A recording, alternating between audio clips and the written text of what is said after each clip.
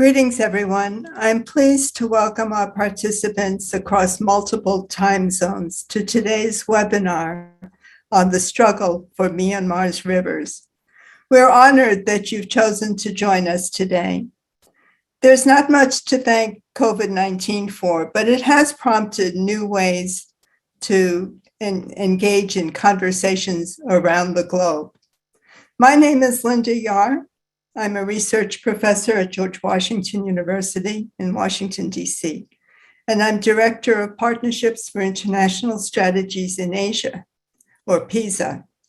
Since 1984, PISA has collaborated with universities, research institutes, government agencies, and civil society organizations in Asia on a wide range of training, research, and dialogue projects to address emerging issues of global concern. This event is made possible by the generous support of the Chino Cienega Foundation in California and the contributions of our two co-sponsors. First, the Seeger Center for Asian Studies is a university research institute and the academic home of the Asian Studies program of the Elliott School of International Affairs at George Washington University in Washington, D.C. Its mission is to increase the quality and broaden the scope of scholarly research and publication on Asia, promote U.S.-Asian scholarly interaction, and educate a new generation of students, analysts, and policymakers. The center offers students the largest Asian Studies program in the Washington, D.C. metropolitan region, with about 68 faculty members working on Asia.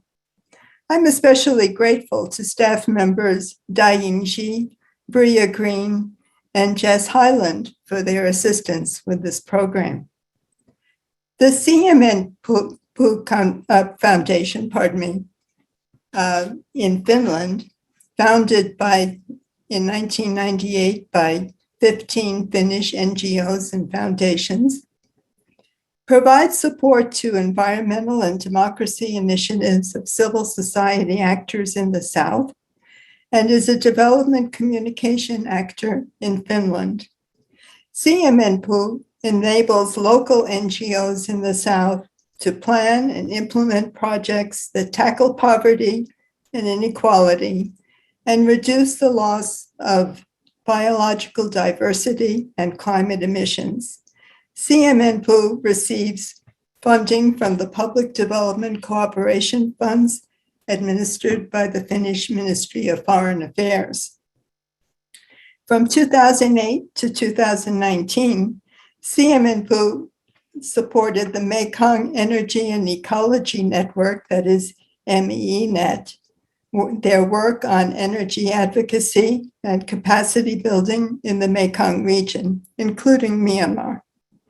Since 2019, CMNPU has supported organizations in Myanmar on the themes of energy, justice, and the biocultural rights of indigenous communities. Following the military coup in February 2021, CMNPU assists one project on local community energy and resource planning in Danu Autonomous Region in Shan State, and Kaeson's project in Poklo Landscape Area in Thanin Thari Region. I'm thankful to Timo Kurinen, who has collaborated with us on this program from the very beginning. Today, the latest news is dominated by critical environmental issues such as the floods in Pakistan, wildfires burning out of control in the American West and Europe, drought-producing agricultural yields around the world, and of course, the devastating war in Ukraine. However, we cannot afford to ignore the long-standing problems such as the plans by Chinese companies to construct dams on the Salween and Irrawaddy rivers in Myanmar. If, with a complicit military government in Yangon, the dam projects proceed, the consequences for communities and the environment in the river's paths would be severe. To elucidate these issues and help us understand what efforts are underway to protect these rivers that are the very lifeblood of Myanmar's culture, economy, and environmental future, we are honored to present two environmental activists from Myanmar as speakers, to be followed by commentary by an expert on the political ecology of water in the Mekong River Basin region. Let me now introduce them. First, U Win Myo Thu is a development practitioner with over 30 years professional experience in environmental conservation and rural development.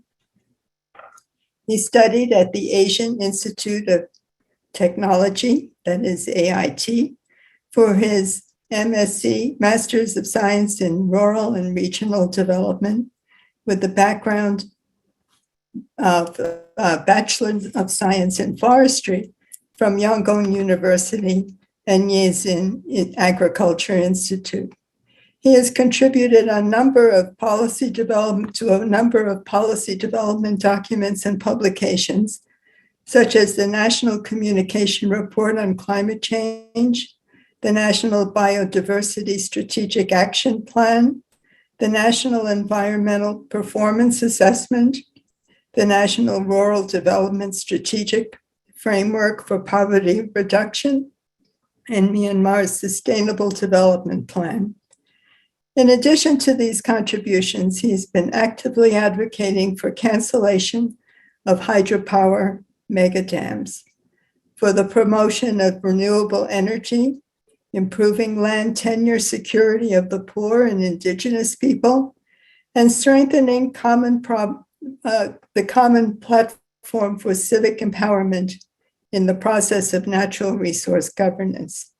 He directs a local environmental organization that's called the Association for Advancing Life and Regenerating Motherland, or ALARM. And he is currently a visiting fellow at Oxford University.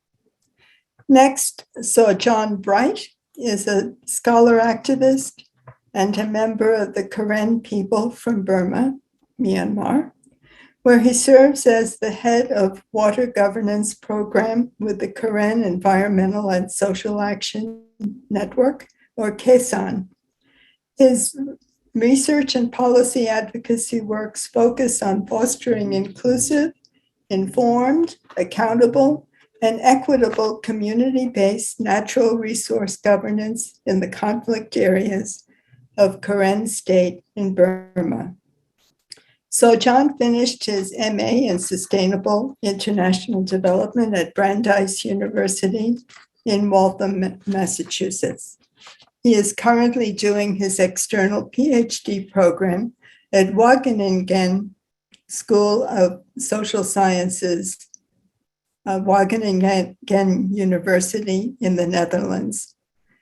His research is about the Salween Peace Park, linking alternative grassroots-driven water governance to state transformation process.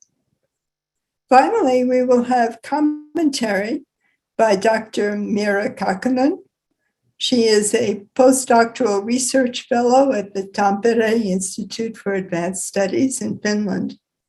Over the past 15 years, she has worked in various research projects on the politics of environment and development in the Mekong region. Her scholarly work has focused on the political ecology of water, infrastructure, and climate change, particularly in Laos, Cambodia, and the Mekong Delta, Vietnam. She is also a board member of the CMNPU Foundation. Each speaker will have about 15 minutes to present their views. And following the presentations and initial conversation among the presenters, we will ask members of the audience to post questions. In doing so, please use the Q&A function, which can be seen at the bottom of your screen. And you can post your questions there, and when the Q&A session opens, we will use them. We will refer to them. Please do be advised that this program is being recorded and will be made available for the future on the Seeger Center YouTube channel. This said, I am pleased to turn the screen, so to speak, over to Win Myothu. Thank you. Hello. So today I'm giving a talk on our own experience as a civil society own account on this AOD River, campaign. Because as you know, we have a military coup in last year, February 2021. After 2 or 3 weeks, then the leader of military junta announced that the military ruler is going to resume the suspended construction of the hydropower dam in Myanmar. He did not specify the name of the project, but we realized that referred to the Miso Dam project, which is Chinese investment in 2000 and suspended in 2011 by government at the time. So I think by doing this, so what I believe that I think that will be some benefit going to academic, academics, and some policymakers and politicians by learning from this saving the river in Myanmar. So I think as I said earlier, the role I have participated in river campaign is so helping local community to conduct their community awareness raising on the environmental issue, also to mobilize their campaign against this project, as well as I'm trying to involve in stakeholder consultation with some key stakeholder behind the door. At the same time, also involved in number of public forum and talk for why we should not build the project in Myanmar. So I think by sharing again what I have argued at the time will be stay valid to look at it again, because how the question right now is how we can continue our social justice movement to make this river keeping their flow.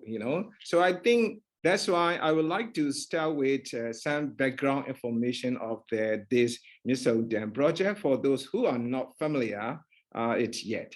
So as you know, I think in 2006, so there is a memorandum of agreement between Chinese and National Energy Administrations and Myanmar Ministry of Energy, Power made a agreement for conducting the feasible study for the Miso Dam. After they have done some feasible study in 2009, the leader from Myanmar and China engaged in a contract. They made a contract to continue the implementation of this project. So according to the document, so I think China is going to invest $3.6 billion in Myanmar for constructions of 7 cascade dam in upper watershed of AOD River in northern part of Myanmar. So by constructing these 7 cascade dams, so total electricity, generation will be around 30,000, megawatt. It's a relatively quite huge project for Myanmar. Unfortunately, these electricity generated from these dams will mainly go to China. There is one of the point very arguable according to their contract. So 90% of electricity will be going to China. So certainly there is an anger among the public, about this kind of benefit sharing arrangement. And at the same time, there is a problem of, translocation of these relocations of the village affected by dam constructions. So these village relocation was done by military regional commander, as far as I know. So there is no consultation at all. There is no, I think, proper way of, doing this relocation project. That's why a lot of unsatisfaction has been growing among these local community, and they start complaining a lot. The remaining village also, together with this, they stand with the solidarity to be against with this project. Starting from this community movement, gradually this public campaign has been widespread to the other part of the Myanmar.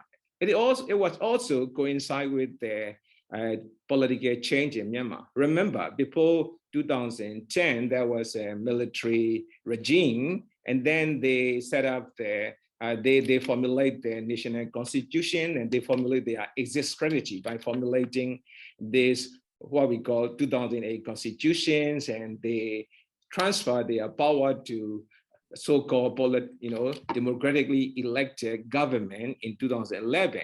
In fact, all of those members of these governments are also ex-military general. It is the same, but they have to, pretend at least the democracy, but they are not referring to the democracy as we are wanting, like liberal democracy. They much more controlled democracy or guided democracy. This is what military gender has been talking about. So I think at least they relax their control a little bit. So we utilize these political space to be able to, express our concern over the project. So my role is, as an environmentalist that has been working inside the country for a number of years. So, and then I start arguing on the technical aspect of why we should not build a dam. So that's why I would like to go to the next slide, showing what are the main arguments. In fact, I wrote a series of articles in the local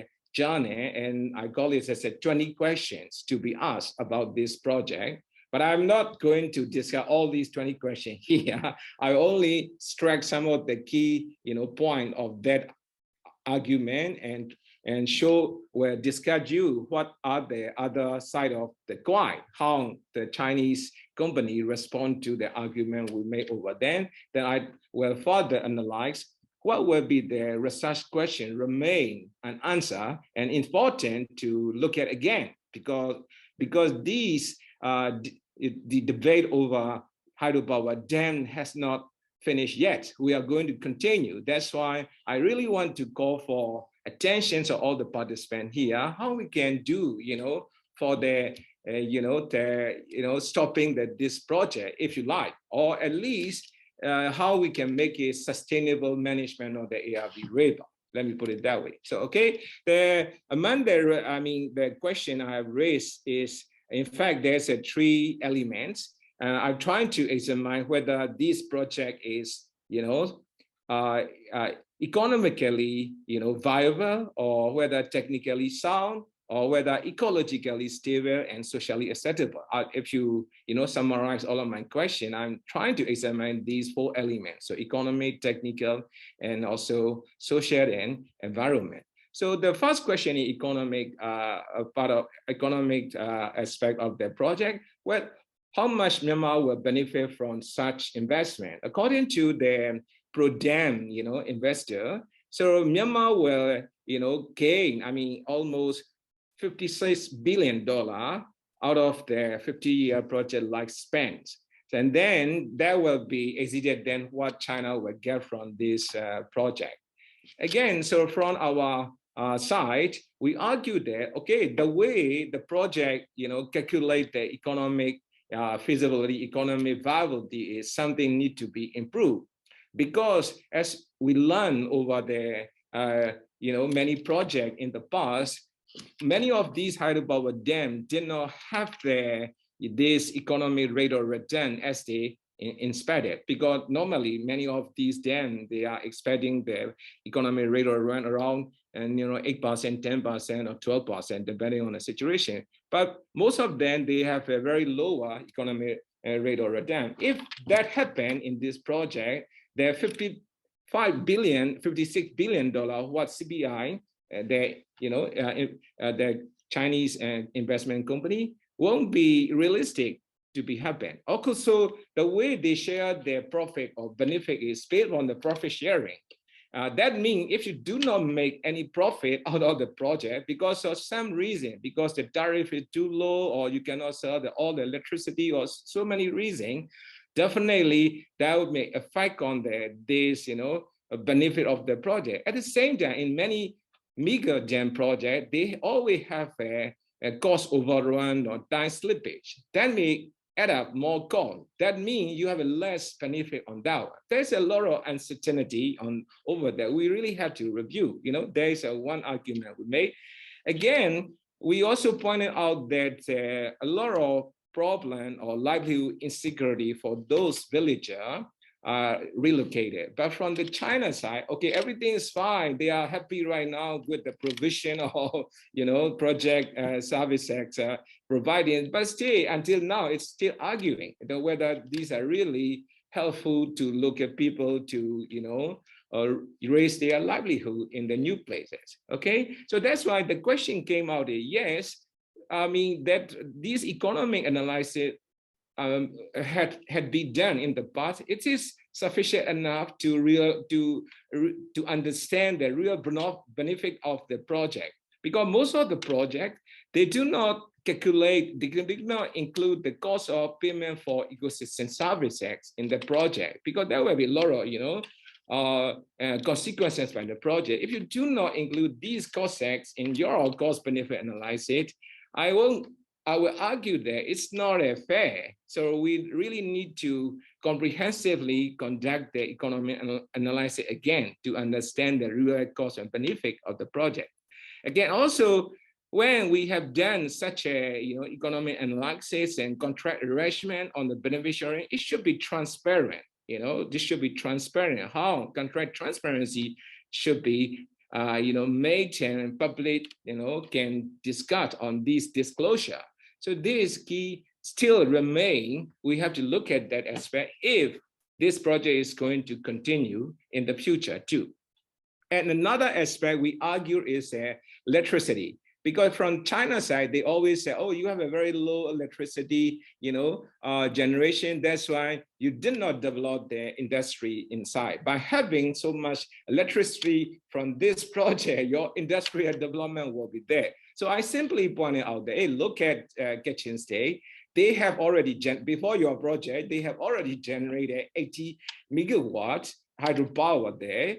But they can only use 30 megawatt out of this 80 megawatt. Also, they cannot transmit the remaining to the other part of the country because there is no such a grid, transmission line to the central grid. Also, you won't see any rural village in Kachin are benefiting from such a surplus electricity. Also, there is no industrial development in Kachin State, because only thing we can find in Kachin is exploiting resources like forests or jade or other.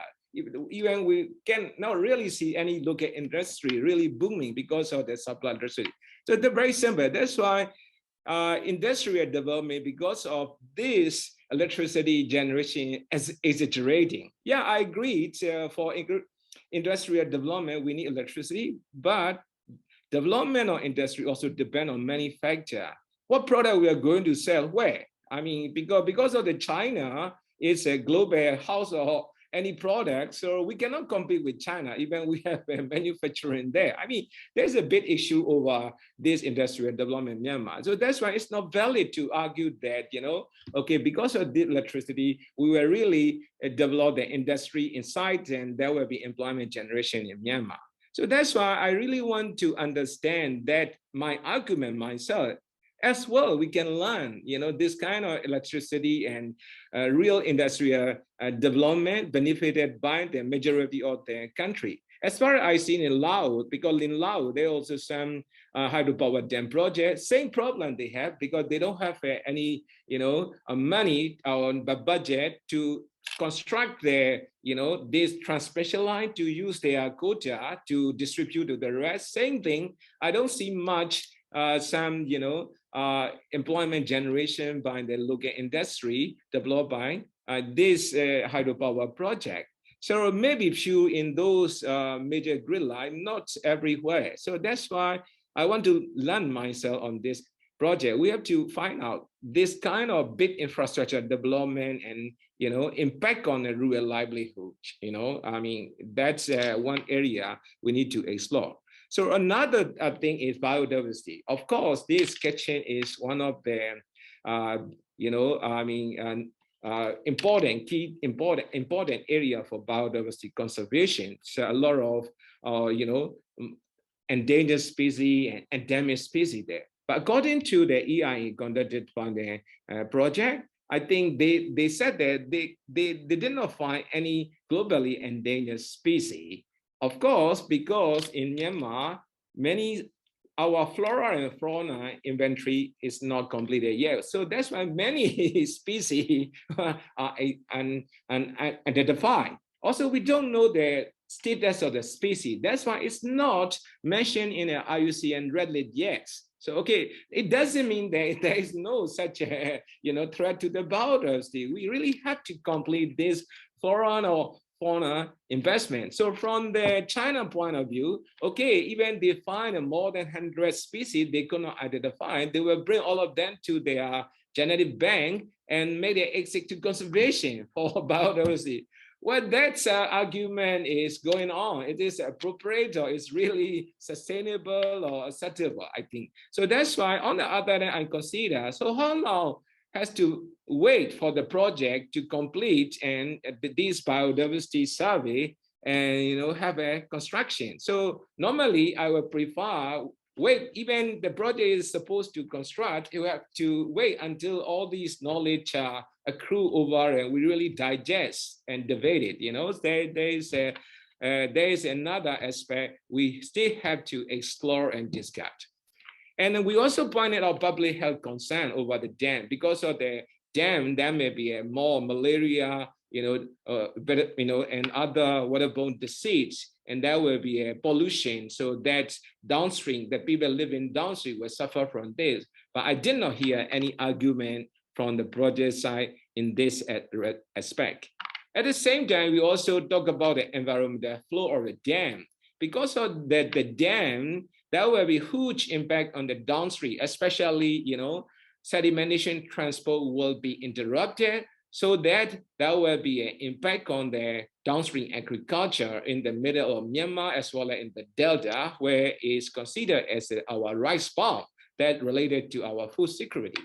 But again, from the China side, they are going to keep only 3 to 7% of the water in their dam, even there will be a 60% of water flow in the summer. So that's why you don't need to worry about sedimentation transport, as well as, no need to consider for the slime water intrusion from the sea to inside. Well, is it true? Because but that depend on the the whole water budget model we constructed for Irrawaddy Basin. Unless we understand that water resource in there, it's difficult to argue and justify the project. So that's why how we can confidently estimate the real water resource under the climate change scenario, and again how we can define this environmental flow. Because we always talk about environmental flow, but as you know, to determine environmental flow, there's a lot of variables. It needs time and energy to collect this data. So we cannot rush for that one. We have nothing to about this data. So that's why it's a very dangerous. Also, as you know, so when they use these existing data, our time series data is just for 30-year time series data, that is not sufficient enough to model, to develop the model, your hydrological model, to be able to construct this dam. So a lot of gap in the data and unreliable. So that's why that area also need to look at again. Another is a flood risk. Then we, because the China side, they said, okay, because of the dam, even there will be a low risk of floods at the downstream. But I said, okay, it might be true, but when there is an unexpected, extreme weather, because in the past, the maximum rainfall within the day is just like, 2 inches, 3 inches per day. But these days, because of climate change, you have a 10-fold higher, 20, 20 inches or sometimes 50 inches. How we can make sure that the dam is designed for such an unexpected, these extreme weather conditions. As far as I know, from an engineering point of view, you cannot make a model for this 10-fold, higher normal rainfall, So that's why when there is an extreme weather, normally all the dam release their water immediately. This causes a lot of flood at the downstream. Even the severity is higher than normal flood. So there is another area we are arguing. We have already seen that experience in Thailand already, So when there's so much rain, and especially every dam released their, waters, and Bangkok was flooded. It was in 2014, I think. That's the same phenomenon. We will see in that in the project. Another is earthquake. This is very interesting because the dam was located in the earthquake zone. That's why we argue, because of these weight of the water in the dam may trigger the very severe earthquake. What company explain is that, okay, don't worry, our technology is very strong. The dam is up to the 8 mega, Richter scale they can stand for. But it doesn't explain that how the correlation between the earthquake and this, dam. So there is a question of, or what we call it, an environmental justice. When in an environmental justice, we always pointed out the precautionary principle. If the builder cannot scientifically approve that there is no such a risk exists, then we, as a defending of our right, should have a privilege to prevent the project that is going to happen. So I think in this sense, that what China is answering to this precautionary principle are not very clear. So that's why that area has another area who are interested in environmental justice really have to look at how that could be applied, for the both sides of these, debate. Another one I want to point out is social, cultural, and political value. Because from the China side, okay, develop the economy first, your democracy later. This is always what they have said. So that's why, because of electricity, you will develop, then you can talk about democracy later. Don't too much pride on the democracy. You may have a more problem, and then you never have a development. But for us, okay, so we also need money. But again, what we value is the river. River is our mother. So whatever you may have an economic opportunity, we cannot sell our mother at any price. There's a value of, I think, Burmese people as well as indigenous people. They have value on the nature. How would you make this value judgment in overall consideration of the project approval? This is interesting, because when you so much priority on the economy, then you really discard some of the important elements that people have in mind. So this is still the question to ask. Okay, these are the major, argument I made. That's why what I want to conclude. I know that time is already exceeded, but is that in the past, this, saving the river campaign was successful because, one, we have effective messaging. Because even though I trying to, contribute technically for this debate, but the most people feel is, they are emotions. So because we have artists and we have some poet and writer, they are very, very smart in taking my technical message to make majority feel, more concerned about the project. As I said, we cannot sell the mother because river is our mother. So there is very effective campaign. So that's why I came to realize that you really need a very effective messaging when you have such a campaign. So again, we have to think about what would be the right message we have to convey to our friend from China if they want to continue this project. And second is all inclusiveness. Even though public campaign at the time was a major instrument for expressing people concern, there also a lot of backdoor technical consultation taking place with the bureaucrat and some decision maker. That also make them convinced why they should stop. Because when you express your concern based on human rights violation alone. As a military, ruler, they don't care. I mean, they don't care about Myanmar. But when it's come to other aspects, technical, then it makes sense for, okay, that for that reason, they also have to consider people plight. That is why so engagement with different stakeholders at different level is very important. And the last one is this, political space. Of course, we mobilize this campaign under the authority and control, but we find the political space, and gradually we widen, we enlarge, escalate that space to make it big campaign. Then we won. So same thing, I think, when we have to continue another social justice campaign to stop current military gender wish for continuing project, we have to think about all these. But what I can conclude is that this project is the signatory project of Chinese President Xi Jinping. So that's why I think politics matter most. Whatever technical reason there might be, we can justify, but they may have a political aspect to decide. But whatever they can take. But as a technical community, or I mean, the scholar, there's our duty at least to make our technical, message stronger. That dam is not beneficial to all, both China and Myanmar.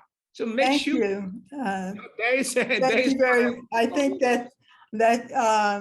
that concluding remark that this is not beneficial to either Myanmar or China, is the conclusion we need to keep in mind going forward.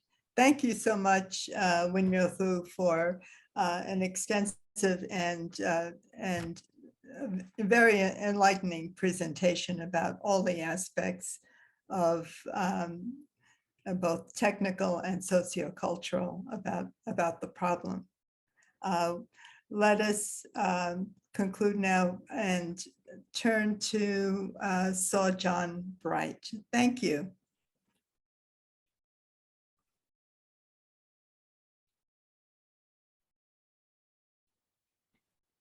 Thank you, Linda. Let me share my screen here. Can you see my screen now? Yes. All right, thank you.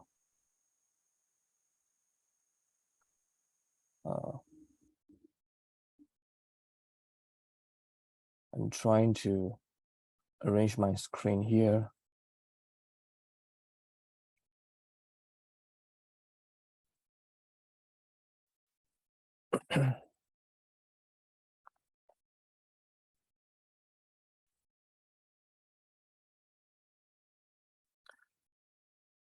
So hello everyone, it's my pleasure to discuss about the struggle for Myanmar rivers in this discussion. My name is John from KISAN, Karen Environmental and Social Action Network. First, I'd like to introduce a bit about the Salween River.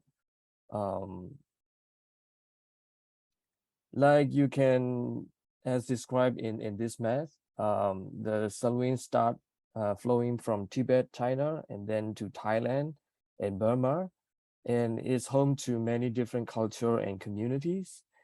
And for Burma side, the Salween is historical and a political river in the sense that many key defining political moments in Burma are connected to the Salween River.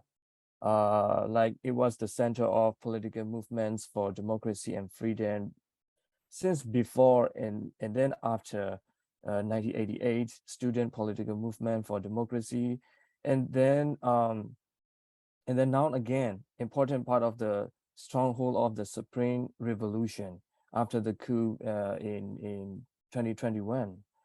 So, and another one is Salween is also a cultural and spiritual river for local indigenous Karen community. And the basin plays a key role in the formation of our ethnic identity and provide meaning like through our indigenous belief systems. And the Salween is also a source of livelihood for millions of people along the basin. So the question is, is the military junta trying to restart the saline projects? And are the Chinese and Thai companies active again? Well, like in this map showing the plans for hydropowers, you have a lot of plans in this map, the red dots. Um, these plans are developed by military leaders to build hydropower together with state-owned companies from China and Thailand. And the military never stop talking about the Salween hydropower projects. And as Xiaowen Mudu mentioned, just a few weeks after the coup, they announced that they will go ahead with hydropower projects. And there are high risks for us to care about. And military activities toward the dam site in Karen states and other places are also active again.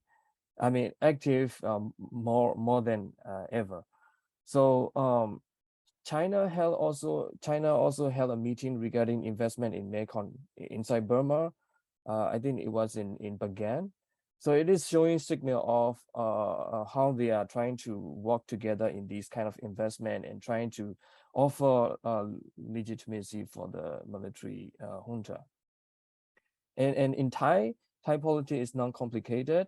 With it's kind of a military rule in Thailand as well. So they kind of like they can work together more closely than before. And as you can see in this cartoon drawing, the impact of hydropower will be a disaster. I mean, environmentally, politically, and economically, and also socially.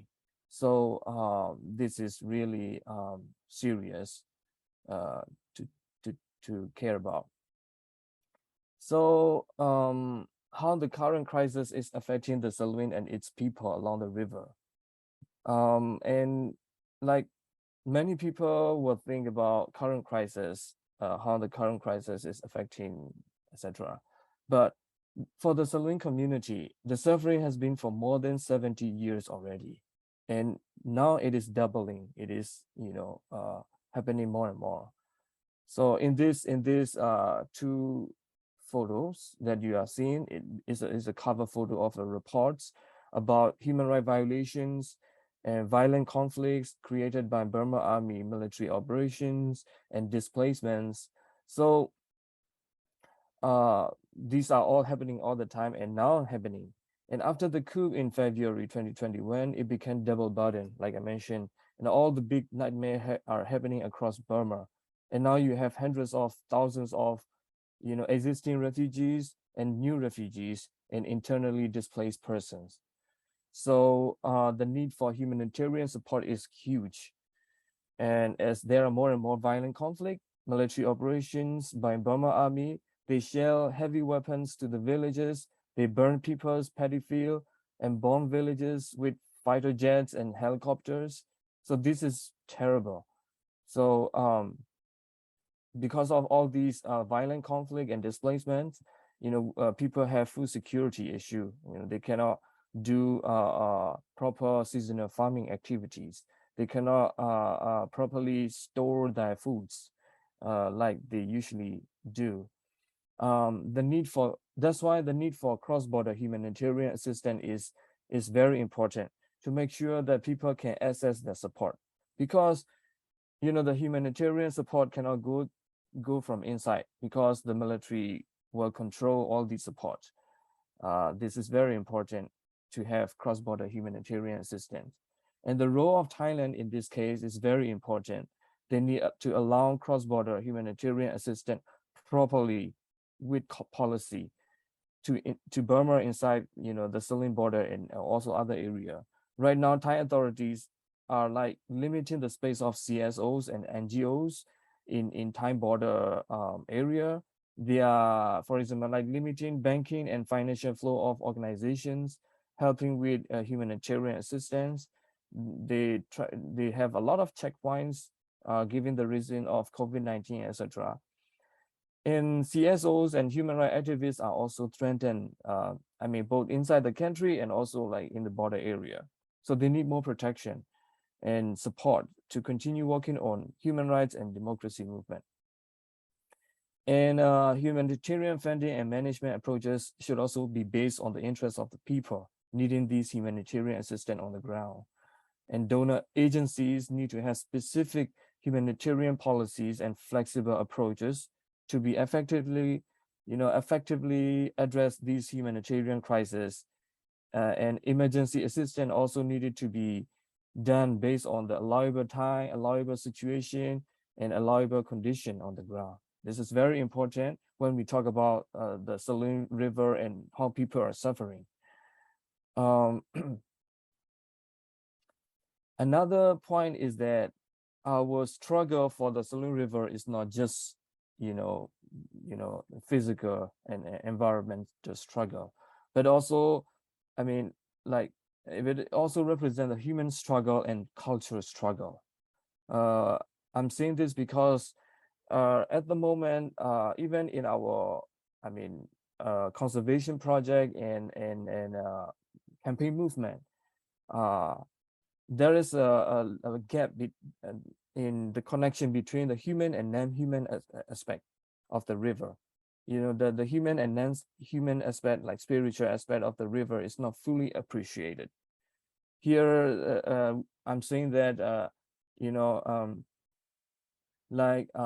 human and non-human connection is not often well understood, that the link between indigenous culture and nature is not well understood, because the local culture, spiritual importance of land, forest, and river is too often overlooked. For example, when we talk about hydropower, the pros and cons are weighted in terms of livelihood, economy, local economy, biodiversity impact, etc. But how about our dignity, our identity, and our sense of being? Is not fully appreciated in our research, in our advocacy, in our policy discussion. That is because the river is too often seen merely as a natural resource or a thing. But for us, indigenous understanding of the reality of the river is much more than a provider of ecosystem services. It is a living entity. So our connection to ancestor, future generation, and spiritual, etc. So in response to these things, what we are doing on the ground is developing a model of conservation initiative called the Salween Peace Park that can achieve three key things: peace and self-determination. Without peace, we can't do anything. And environmental integrity, very important that we need healthy ecosystem of the river basin, forest, land, and river. And the cultural survivor, like I mentioned, the human aspect, the spiritual aspect, and the traditional way of managing the resources aspect. Very important that we are working on these three aspects. And the Salween Peace Park vision is to foster peace, cooperation, cultural resilience, and sustainable resource management, bioculture conservation, and local livelihood improvement.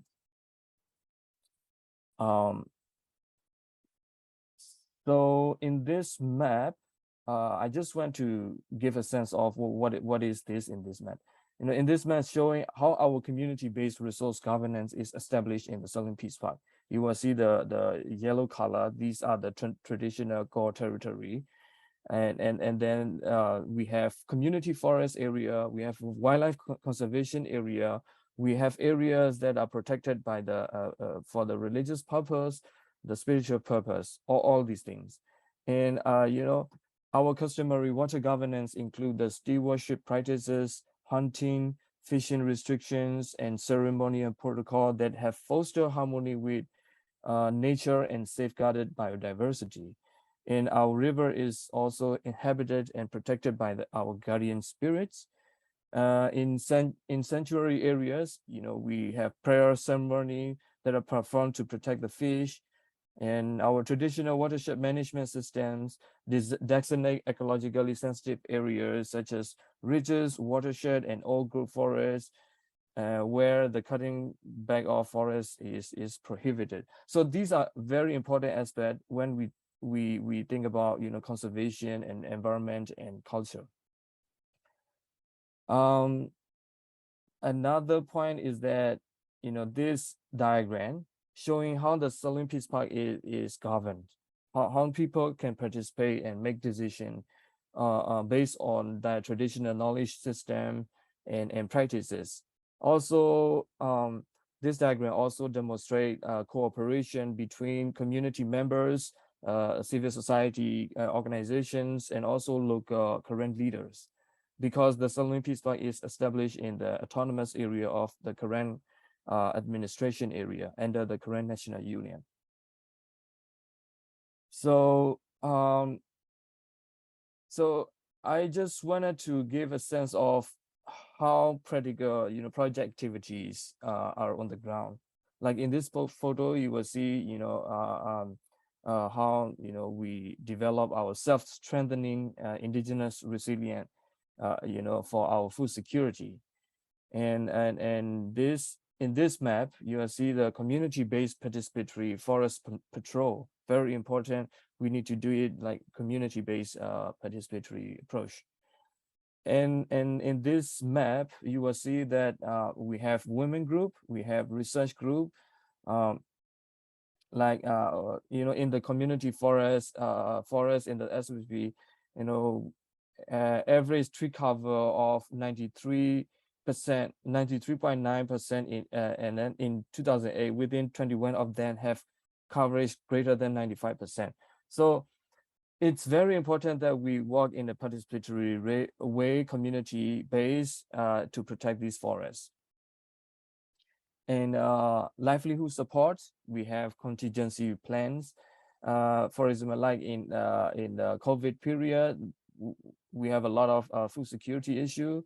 So we've been doing all these livelihood initiative to also build on the food security program, and also for the contingency plan for food security in the local area.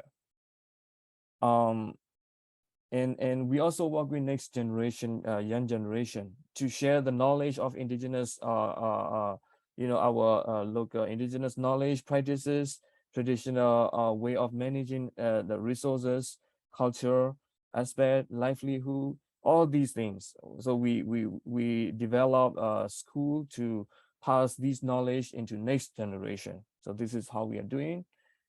And also, like, we also have women groups who also research on different species of orchids and flowers, So very important that we keep all these detailed biodiversity information and data, and then put it into report, and trying to make sure that all these things are very like rich in this area. And this is very important that we keep, conserving these things.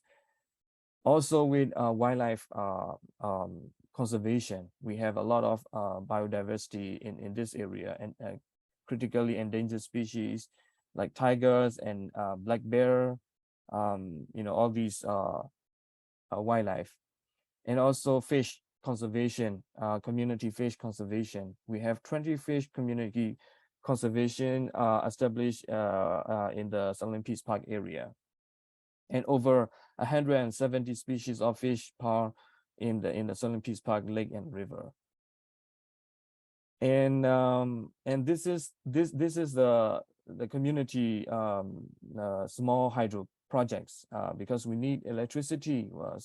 But these electricity have to be like community based.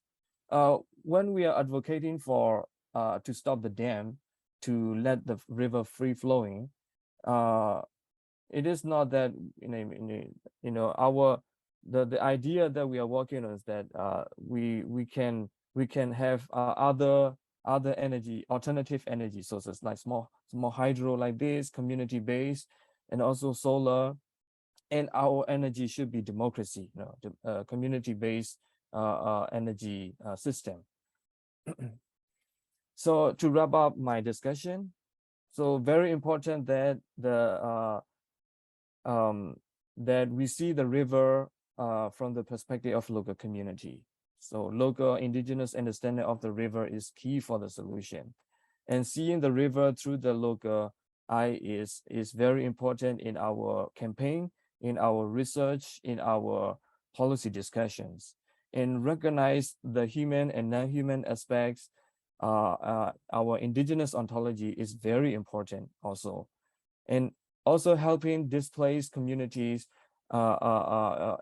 displaced people, and then refugee is also very important to make things easier and sustainable. You can't just let people suffer and work on these projects. So you have to balance between these things with humanitarian assistance. And we also need to strengthen grassroots democracy through conservation initiative like the Sterling Peace Park here. So the Sterling Peace Park demonstrate that community-led governance support both protection of nature and resilience of communities in the space of global climate energy. So I just want to stop here, and I'd like to welcome more discussion later. Thank you. Thank you very much, John, for this view of this very serious issue, and particularly for highlighting the spiritual and cultural dimension that too often does get lost.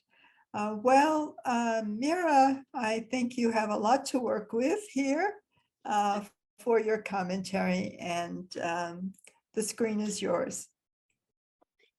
Okay, thank you so much. And thank you for the very insightful presentations and on these important, very timely topics and important ones. And also want to express my appreciation for the incredibly great work that both of you have done, and your very forceful and impactful campaigns as well. I mean, it's and also, of course, my appreciation for Linda and other organizers of the event. So my own research is, as Linda was saying, so it's on political ecology of water and climate, and also dams and resource making more broadly, but in the Mekong region, not in Myanmar, but in Laos, Cambodia, and Vietnam.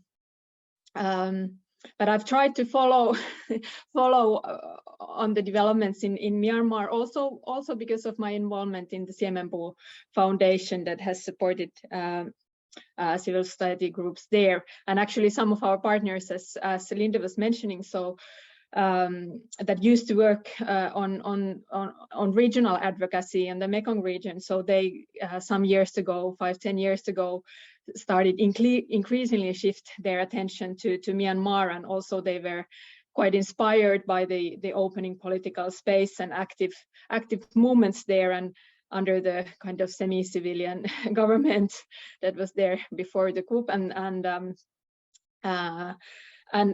I guess it seemed that for many that perhaps what was not possible in Mekong could be possible in Myanmar, but in terms of preventing the dam rush that has taken place in Mekong. But of course now again things look, despite your very successful campaigns, so things again then look very worrisome, and after the coup, and that has been huge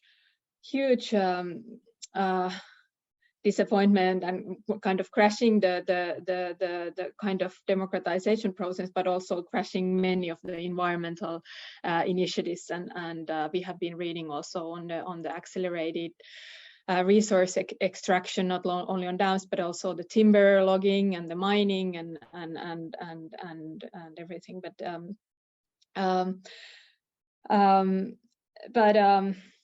I guess in the Mekong, the situation is not comparable in terms of the level of violent oppression that is currently there in Myanmar, but there is still some resonance, I think, in how civil society groups, including those working on environmental issues, are facing new forms of state coercion and violence, and how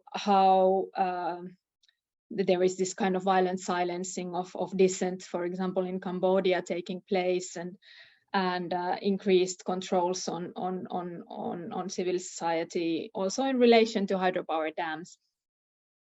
So there are great challenges for those trying to defend rivers I guess all over in mainland Southeast Asia, but of course the level of violence is in Salween, for example, is something that is not comparable to the other parts perhaps, but there is resonance in any case.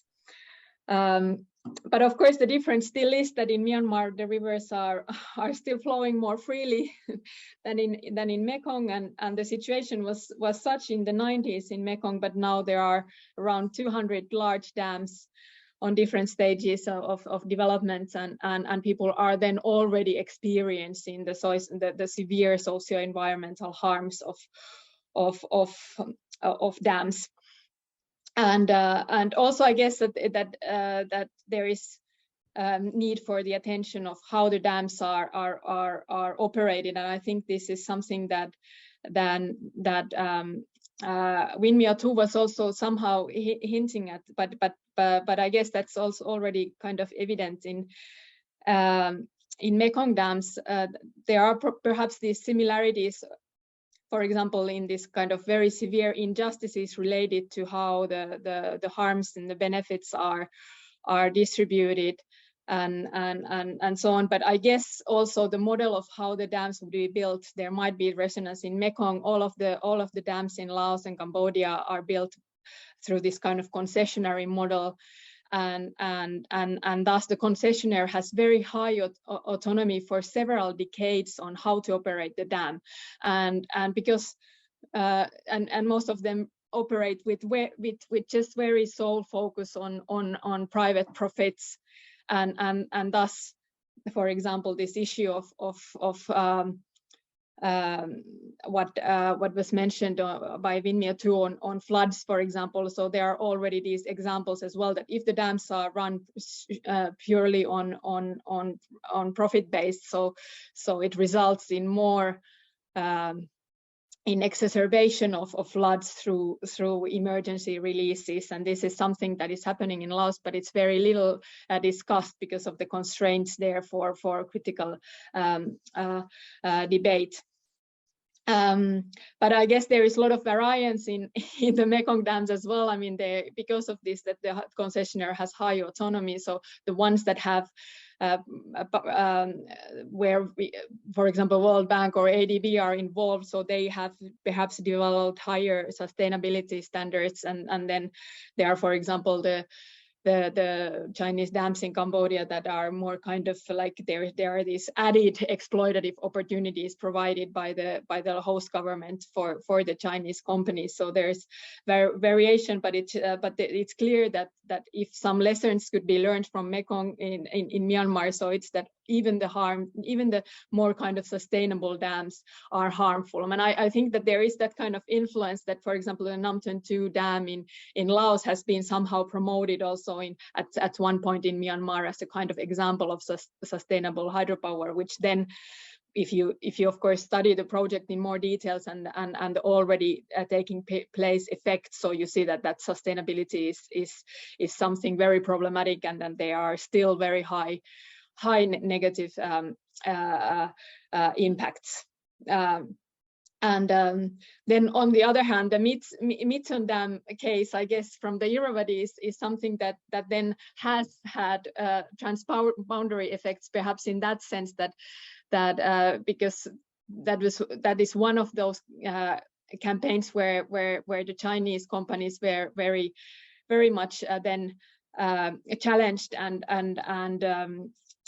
I guess they have also, because in many cases, I mean, the Chinese are often considered that they don't have similar controversy concerns and are not perhaps as I mean, that they just follow the host country rules and don't come with interest on higher standards. But I guess the Myat Thu Dam was something that made also the Chinese perhaps reconsider how they operate. But now in the current situation, again, I mean, let's then if things could be different. But anyways, I mean, what is clear from the Mekong, that even the more kind of local or tributary effects of each dam, or then not to talk about the cumulative impacts that they are very harmful. And I guess when discussing this as Vinmio too was discussing this pros and cons. So I guess there could be many things that could be taken also as from the Mekong to kind of also show or add evidence on them.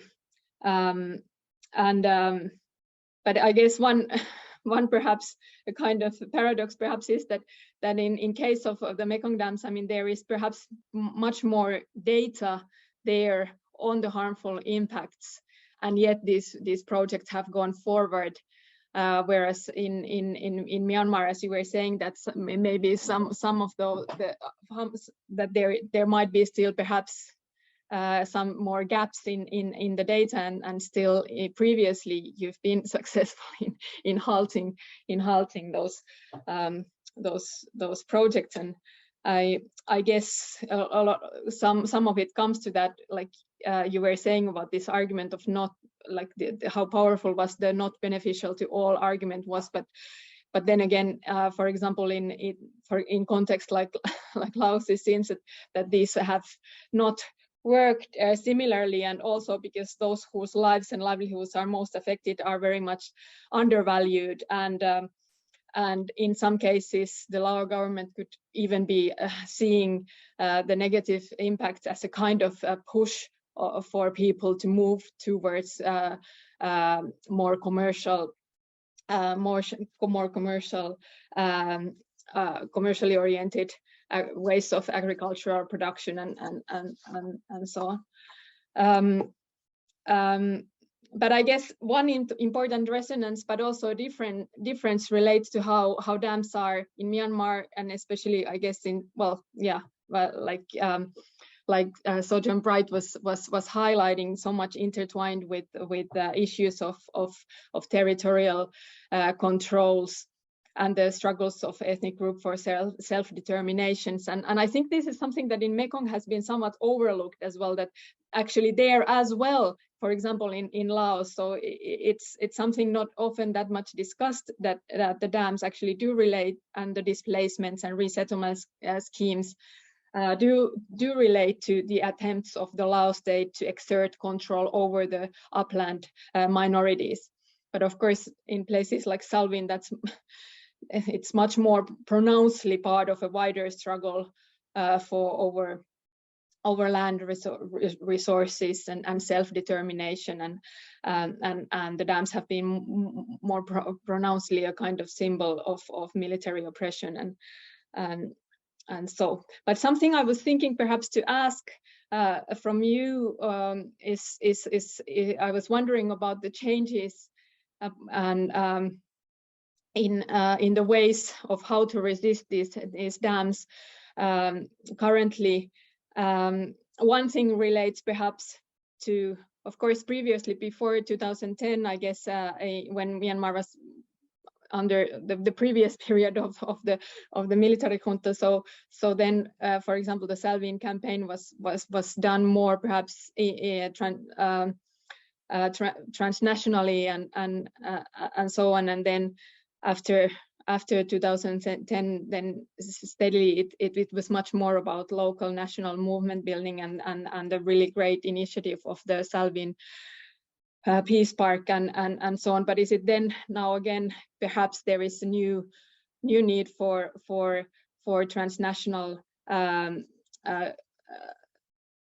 work and not only solidarity but actual work, but what kind of forms that could take?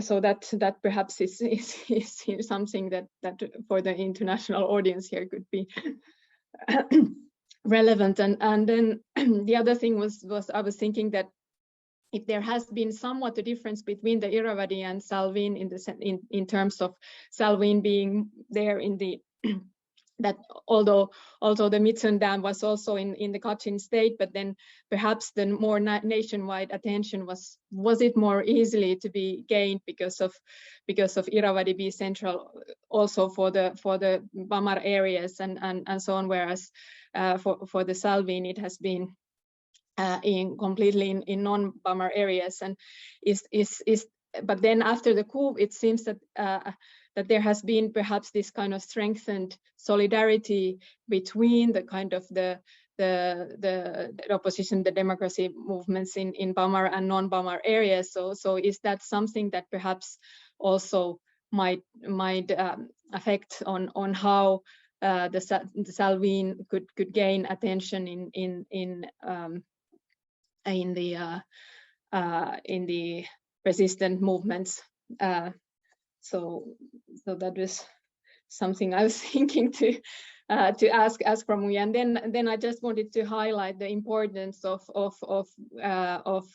Thorbjørn Wright and the Kesan work and the Salween Peace Park, that I guess when compared to Mekong. So I think that that's perhaps something that has been somewhat lacking to some extent. Of course, there is the Taiwan research and many other initiatives as well, but to some extent, this kind of that there is still a need for this kind of alternative knowledge production that challenges the dam-centered human river relations and fosters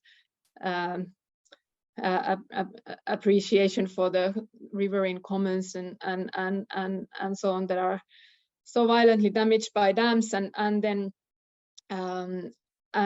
so I guess your work has been important also. I mean, that is important inspiration, I guess, also in Mekong in how to highlight that conflicts are not only about access to and control over resources, as you were saying, but also these more ontological conflicts and conflicts in how we see rivers and how and enact rivers and understand human, non-human social relations and so on. Yes. Okay. Now I think there are so many brilliant people there in the audience as well. So I don't want to take more time. Sorry if I took too much time.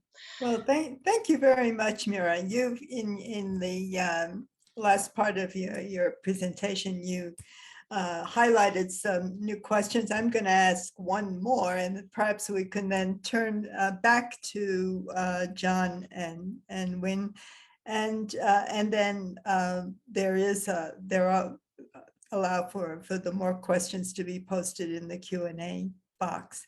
I guess the one question I would add to what Mira has already asked is, given the fact that the National Unity Government, has tremendous problems dealing with the military repression, aggression, military actions, and also, getting international buy-in for their struggle.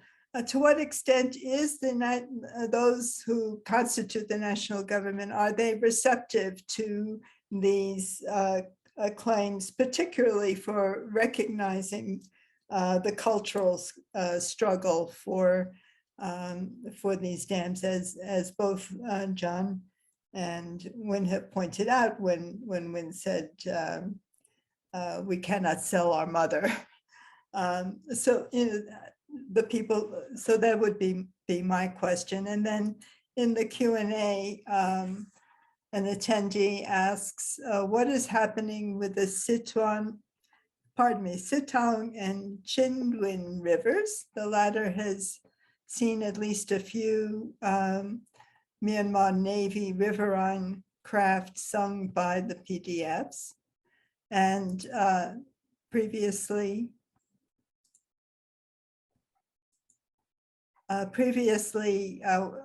Kate Bimson asks, has there been any analysis of the potential for wind solar farms to provide similar benefits as more sustainable alternatives to hydropower?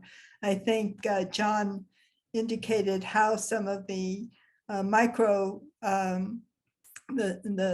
solar and wind local initiatives and mini hydropower have been used effectively in Salween area. But let's go to those questions. So first, Winyothu, would you care to respond to any of the questions that have emerged so far?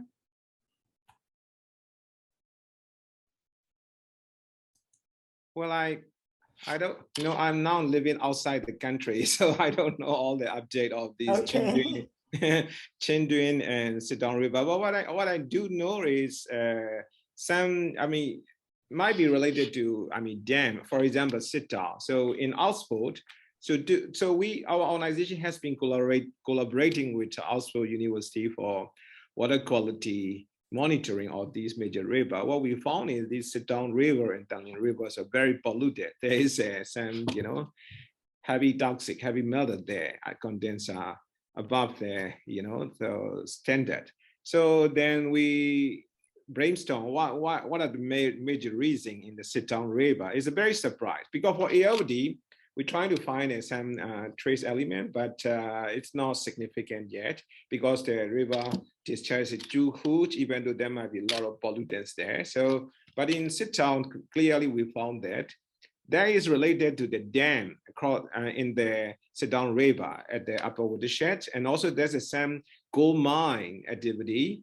And then there's a Nipido located in the watershed. So these all are, have a disposal, and there's a wastewater coming from their activity to the Sidong. That's why Sidong is also another agency. There's a water quality problem because and at the lower part of the Sidong, there's a huge area of agriculture and supply of food to Yangon city. So if these areas are contaminated, definitely there is a problem in the public health concern. I mean, there is also another area with regard to the structure of the river. We should, pay attention to it.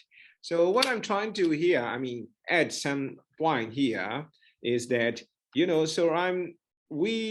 because as far as this river struggle concerned, we really have to engage with our Chinese technical, colleague in a friendly manner. Because when I raise these technical questions, so our colleague from China thought that, oh, they are the smartest guy in the world. They built the biggest dam in the world, and how come you can challenge these tech? They feel that we are, criticizing some that they get technical pride. So I mean, I'm not attacking their technical pride, but simply expressing our technical concern so that it is important. I think we engage with those open-minded Chinese scholar. I'm sure there's a lot of open-minded Chinese scholar in China. We have to find a way to engage and to look at all these issues again, because some of these aspects are already, studied and analyzed by the Western institutions and the World Bank, for example. But their view are not accepted because China always, these are the Western country trying to instigate China. So that's why this time, how we can find out the avenue, we can do the friendly manner for exchange of these technical issues to prove or to establish the consensus that these projects are not, viable. These projects are not beneficial to both. So this is still, I mean, important task ahead. We really have to look at and how that could be make happen. So this is what I want to highlight. So part of my, intervention again in this webinar. Thank you very much. John, did you have response you'd like to make to the questions that have just emerged? Yes, thank you. Thank you for all the questions and discussion. So yeah, I think we really need alternative energy kind of development that don't have these kind of negative externalities like displacement, violent conflict, and also many other costs that we have to pay socially and economically and environmentally. So but the thing is that it is not just technical. it is also about how you manage, how you govern the energy is also the question in Burma, I think.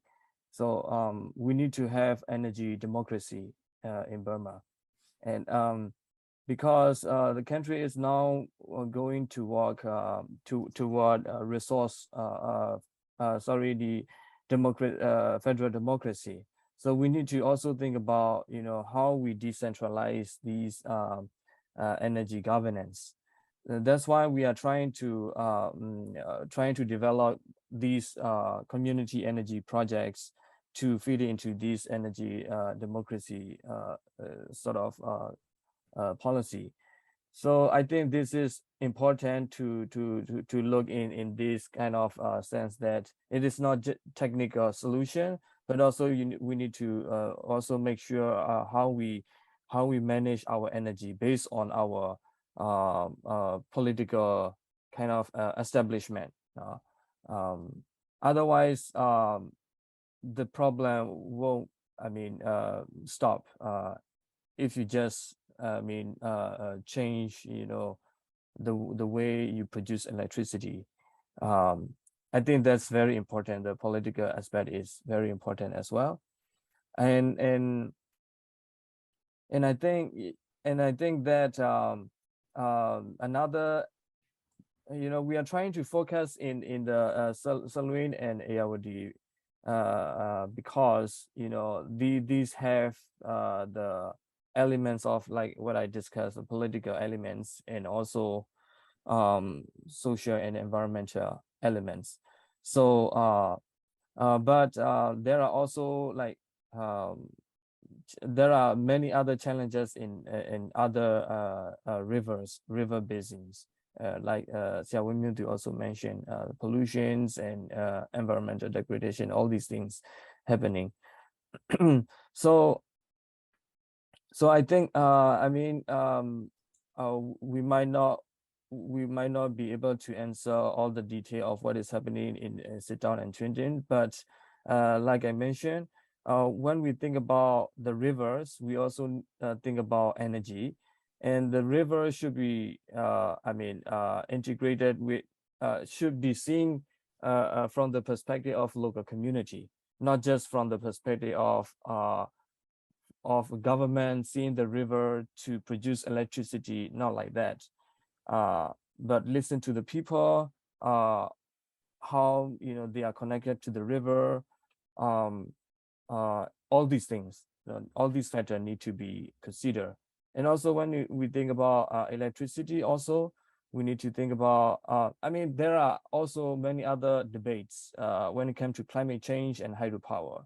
But again, here, it is not just technical. Yes, we are, like, for example, in our Salween Peace Park, we trying to develop the Salween Peace Park initiative and contribute a lot to global climate adaptation by working on community forests and wildlife conservation and trying to maintain the healthy ecosystem. So yeah, some may argue that these hydropower, can be alternative for fossil fuel, etc. But these big dams have a lot of negative externalities, like we mentioned. So we need to think about smaller scale of energy controlled by the community. And also, when we think about these energy options, we also need to think about political system, how we govern this energy, who benefit, who control. All these factors is very important. I think that's all I can say for now. Thank you. Well, thank you very much, John Bright, U Wenmyo Thu, and Dr. Mira Kakkonen. I think you have all illuminated in both a comprehensive way, but also in a very compelling and, to my mind, somewhat emotional way, the need for keeping on the fact that these rivers that for now flow freely are threatened, and the people whose livelihoods, whose spiritual identity, their sense of belonging and community are also all at threatened by the push to build these massive dams. And I recognize too that Win Yothu's point that we can't simply cut off connections with those Chinese builders and technical experts who, after all, are need to make sure that China receives a proper benefit from these dams. And in fact, there are arguments that the benefits would not be what they're touted to be from the political actors. And finally, it behooves those of us who work internationally to make sure that these issues, even though they are being waged and studied first and foremost by the communities on the ground and those in Myanmar, we need to take responsibility for making sure that what has happened to the Mekong, where of course it is an international river, so there is more, perhaps even more complex in terms of the impact internationally, but nevertheless, educating those who do have information about, and being educated by those with information about what's happening in Myanmar cannot fade from the news. And I'd like to thank our co-sponsoring organizations and especially the participants who have logged in from all over the world for this enlightening session.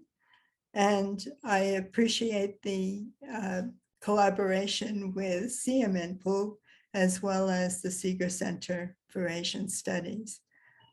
We need to conclude now, and I wish you a very wonderful day. Thank you to Mira Kakkonen for her excellent commentary and making sure that we recognize that these rivers have had the river issue, let's say, has had a different course in the Mekong Basin, and one that needs to be recognized as well.